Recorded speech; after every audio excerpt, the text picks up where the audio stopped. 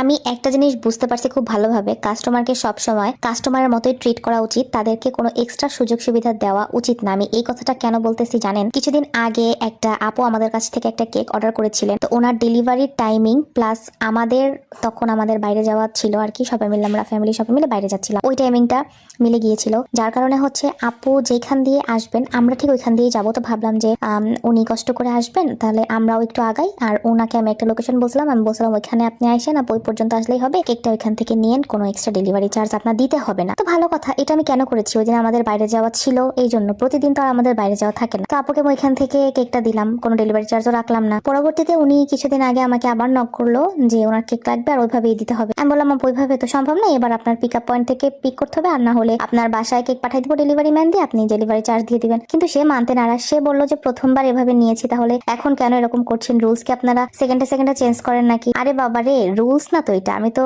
ওনাকে বোঝাইতেই ব্যর্থ যে ওই দিন আসলে আমরা বের হয়েছিলাম, যার কারণে আমি ওইটা ওনাকে জাস্ট ফেভার করেছি আর কিছুই না। তাই এখন থেকে ভাবছি সুযোগ সুবিধা দেওয়ার অপশন থাকলেও আর লেনদেনের বাইরে কাস্টমারকে আর সুযোগ সুবিধা দেওয়া হবে না।